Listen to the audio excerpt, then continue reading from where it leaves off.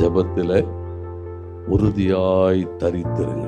எப்படிப்பட்ட ஜபங்கள்? என்னோடு கூட 2 நாளாகமும் 7ஆம் அதிகாரம் 14வது வசனம், என் நாமம் தரிக்கப்பட்ட என் ஜனங்கள் தங்களை தாழ்த்தி ஜபம். ஜபம் எப்படி பண்ணணுமா? தங்களை தாழ்த்தணும். ஜபத்துக்கு வந்தா என்ன செய்யணும்? என் அளவுக்கு யாரும் ஜபம் பண்ண முடியாது. என் அளவுக்கு ஆளுங்களுக்கு அது ஒரு பெருமை இருக்கு, தெரியுமா? உங்களுக்கு இருக்கா இல்லையான்னு தெரியல. அநேகருக்கு என்ன இருக்கு? என் அளவுக்கு ஒன்று என்ன செய்ய முடியாது, ஜெபம் பண்ண முடியாது. என்ன அப்படியே அடுக்கடுக்கா என்ன செய்வேன், அவனுக்கு ஒன்றும் செய்ய தெரியாது. ஆண்டவர் சொல்றார், நீ தாழ்த்தி ஜெபம் பண்ணா பார்த்துக்கினே இருப்பார்னு போட்டுருக்கு. ஏன்னா தேவ சமூகத்தில் வருகிற போது ஆண்டவர் என்ன எதிர்பார்க்கிறான்னு சொன்னா, ஒரு தாழ்மையா ஜெபம். மேன்மை பாராட்ட ஒன்றும் இல்லை.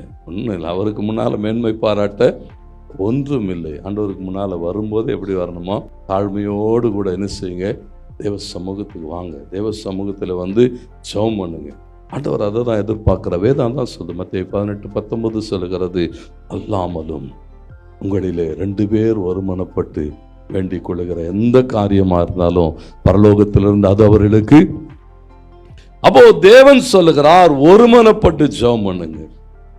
மாத்திரம் இல்ல, எரேமியா 42:7 சொல்லுகிறது, தேவன் பதில் தர வரைக்கும் ஜெபம் பண்ணு. ஏதோ ஒரு நாள் ஜெபம் பண்ணிட்டு விட்டு போறதில்ல. ஏன்னா விடாப்பிடியான ஜெபம் வேதம் அப்படித்தான் கற்றுக் கொடுக்கிறது.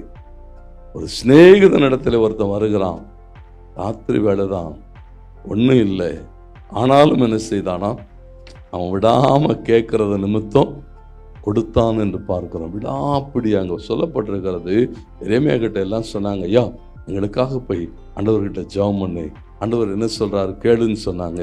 எரேமியா தேவனோடு கூட முகமுகமாய் பேசுகிறவன் தான். போய் ஆண்டவர் சமூகத்தில் உட்கார்ந்தான், ஒரு பதிலும் வரல. ஒரு எத்தனை நாள்ல போட்டிருக்குமா?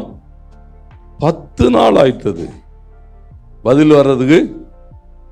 நீங்க ஒருவேளை எரேமியா போல தேவனோடு கூட பேசுகிறவர்களாய், இல்ல எரேமியா 1:5 தாயின் கர்ப்பத்திலிருந்து உருவாக்குகிற போதே ஒரு தீர்க்கதரிசியா இவங்களை உருவாக்கி கொண்டு வந்திருந்தா நீங்க என்ன பண்ணிருப்பீங்க? ஒரு நாளைக்கு மேல தாங்காது. நம்மளே ஒரு ப்ராஃபஸி சொல்லியிருப்போம் பாருங்க. அவனுக்கு எரேமியா உட்கார்ந்து இருக்கிறான், கர்த்தர் சொல்லுகிற வரை ஆண்டவர் சமூகத்தில் வந்து காத்திருங்க 40 நாள் பதில் வருகிற வரை.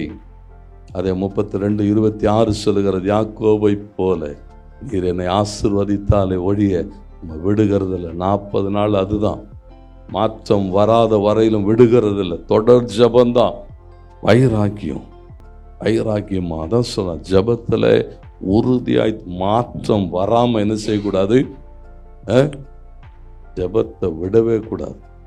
ஆண்டவர் சமூகத்தில் மன்றாடுவோம். ஆண்டவர் சமூகத்தில் யார்கிட்ட கேட்குறோம்? அப்பா கிட்ட தானே. அப்பா கிட்ட கேட்கறதுக்கு நமக்கு உரிமை உண்டு. உட்காருவோம், நேரம் எடுப்போம். கர்த்தர் என்ன செய்வார்? பெரிய காரியங்களை செய்வார்.